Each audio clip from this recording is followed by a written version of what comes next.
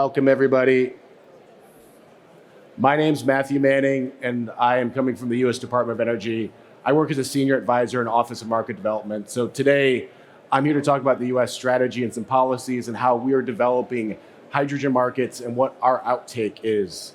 So I want to start off by looking. Oh, there we're trying to get this clicker going.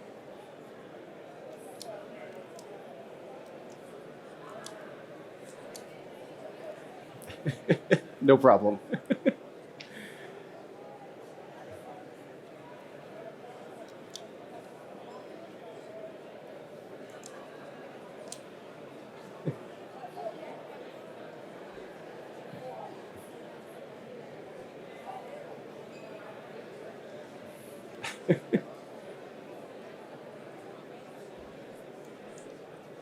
Oh, there we are. So I want to talk about three things today. I want to talk about the opportunity that hydrogen presents. I want to talk about what the US is doing and our policy towards hydrogen. And finally, I want to talk about our hydrogen liftoff report, which is our roadmap to commercialization for hydrogen as a technology.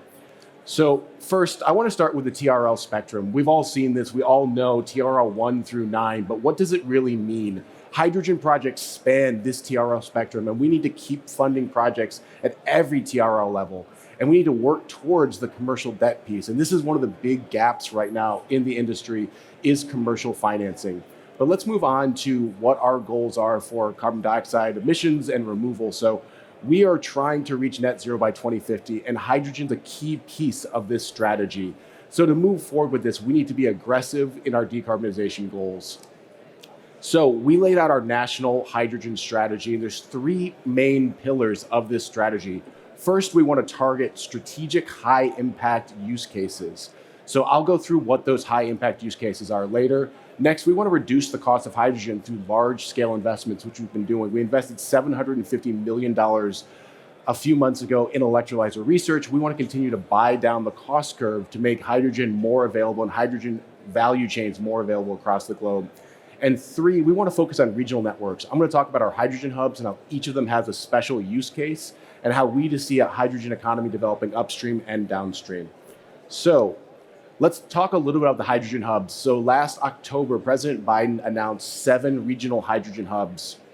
This is an unprecedented investment in hydrogen in the United States. We expect 3 million metric tons of clean hydrogen will be produced each year. In total, these are going to be $50 billion of investments upstream, downstream, and midstream. And it's not just the clean hydrogen we're producing. We're producing community benefits to make sure that these investments last and are sustainable long term. So we've chosen the hydrogen hub model because we know that the midstream piece of the hydrogen value chain can be particularly challenging. Production, use case, but no one talks about moving molecules. Moving molecules is notoriously difficult. So as much as you can close the gap within the midstream, you can make much better value cases for hydrogen uses. So this is a mock-up of what one of our hubs is going to look like, where you have production co-located with storage, you have training on site, you have perhaps transport if needed. So this is our vision for hydrogen hubs, and these are the 7 hydrogen hubs that were selected. So you see 2 on the Pacific, one sort of in California, one in the Pacific Northwest. You have 2 more on the East Coast, 1 in the Gulf, and then 2 in the sort of Midwest region. And each of these hubs is aiming to demonstrate the technology readiness and viability of a technology. Looking at the Heartland Hub, for example, this is an area that traditionally grows a lot of crops. So green ammonia is one of the test cases that we're using there to try to prove the viability of green ammonia and create a broader clean economy within that region. So these are the 7 hydrogen hubs. Each of the dots is a center of activity, so you can kind of see the disbursement there. But moving on to our liftoff report. So this is something that I worked on about a year ago to lay out the roadmap for a clean hydrogen transition. So right now, the US predominantly uses gray hydrogen. We produce very little clean hydrogen. We want to produce 10 million megatons of clean hydrogen by 2030. And by 2050, we want to produce 50 million megatons. And we see the project pipeline accelerating as we move forward. So we've finally had a supply chain scale up, and we've seen growth along the value chains. Within the last year, there's been I'm sorry, I'm forgetting the exact number. There's been 5 new electrolyzer announcement factories. There's been investments upstream and downstream. But the midstream is one of the big pieces that we are focused on, which is where we hope our regional hydrogen hubs can fill the gap there. These are going to be open access, meaning there's going to be opportunities for entrepreneurs to get more involved. And we also understand the co-located versus distributed use cases within the midstream piece. Looking at downstream, we see near-term, mid-term, and long-term opportunities unlocking as we progress along this hydrogen journey. We're planning to 2050, so we recognize that technologies that are viable from a cost standpoint in 2025, 2026 are going to be very different than what's available in 2050. So we're sort of scoping out the near, mid, and long term. And we also recognize that long-term offtake is critical. This is why we launched our hydrogen demand mechanism. So we are going to be launching a tool to help bridge the gap between supply and demand. And then there's also export opportunity that we recognize that the world needs more hydrogen, not just in the US, but across the globe. So this slide lays out the business case for a range of technologies as far as the role of H2 in decarbonization, as well as the total addressable market, or TAM. So first we have ammonia. Ammonia is probably the best and easiest business case. We already import ammonia in the United States. As much as possible, we would like to swap out the dirty ammonia we use for clean ammonia.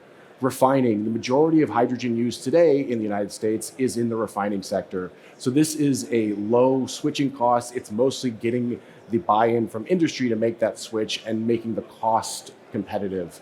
Steel is one of the industries that we are most optimistic about as far as decarbonization. We believe green steel can be right around the corner, and that hydrogen is going to be a key part of unlocking the future for green steel. Now, going down the use cases here, it cascades down to less viable use cases. We look at power. The cost to retrofit are going to be high. The same thing with industrial heat and maritime fuels. So we believe in the near term, the industrial decarbonization use case for hydrogen is the best case scenario and the best near-term market opportunity. So there's a bunch of challenges. So right now we see hesitancy to commit long-term scaled offtake. This is why we're investing in midstream infrastructure. We also see the limited cost effectiveness of that infrastructure and the need for more of it. There's also a limited availability of hydrogen workforce employees. If we're building a new industry from the ground up, we need to do this in a thoughtful way that also involves the workforce development piece. There's also a capacity spike required for US production, electrolyzer production. We need to make more electrolyzers in the United States and across the globe. When we recognize that, there's also the issue of developing regional CO2 transport and storage, competition for clean electricity. I think one of the themes you've heard across the board at this conference is the cost of electricity is a big hindrance to green hydrogen. So as we build out new infrastructure, we need to think about the competition for clean electrons. There's also raw material constraints and long-term competitiveness upon credit expiration. So we have some solutions here. We want to work long-term to build a robust industry, not just in the US, but across the globe. And we believe the investments we are making today are going to help lower the cost curve long-term for the industry. And that's all I have today. I went a bit faster than I think through my slides, but I think I have a few minutes for questions if there's any questions. Otherwise, we'll give you back a few minutes.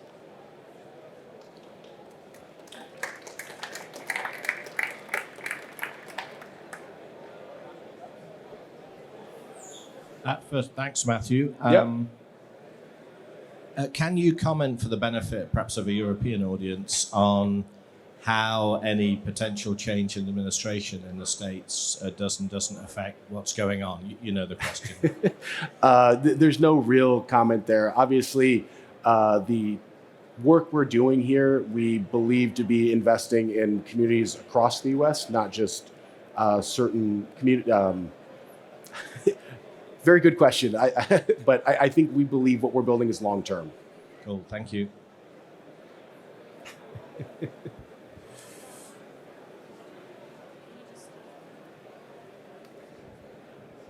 Hi, thank you for the insightful presentation. Seeing how the U.S. is currently the world's biggest producer of oil, and currently, like, gas prices are very stable at refueling stations. Do you think that kind of gets in the way in terms of adopting hydrogen for hydrogen refueling stations in the future? And how do you think these two will interplay?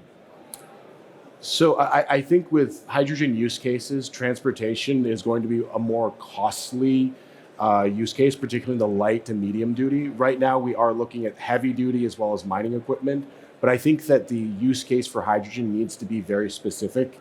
As for the role that oil and gas has played, right now we're investing $7 billion in EV charging infrastructure for light and medium duty vehicles. We see through this sort of energy lens that we need to electrify first, and then when we can't electrify, we need to look to other solutions. So that's sort of the model that we're following is if you can electrolyze it, you should. If you can't, then we need to look to other solutions like hydrogen.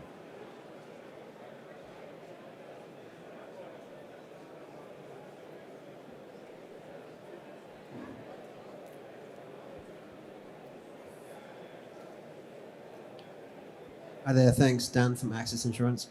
Is there a Mississippi clean hydrogen hub as well? Is that part of the Gulf one now? I think I can go back here there might be one piece that's in Mississippi.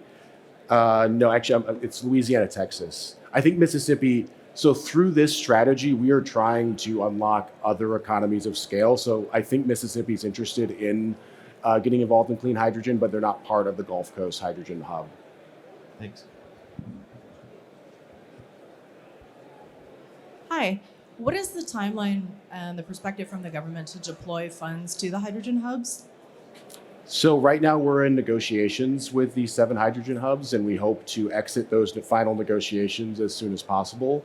I think giving a concrete timeline on large industrial projects is always challenging, but I think we are looking to do this before 2030 to have this completed and to start producing clean hydrogen from these hubs.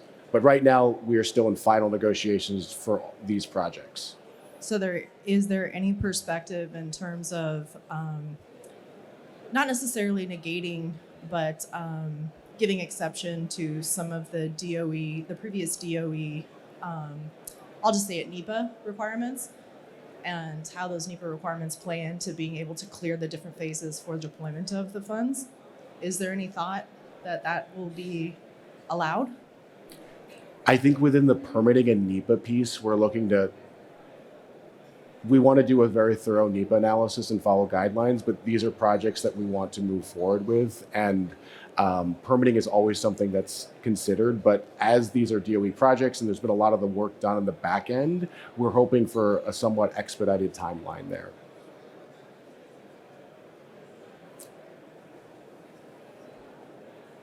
All right. Well, thank you so much, everybody. And I'll be around if you want to talk to me or any of my colleagues, and I'll hand it back.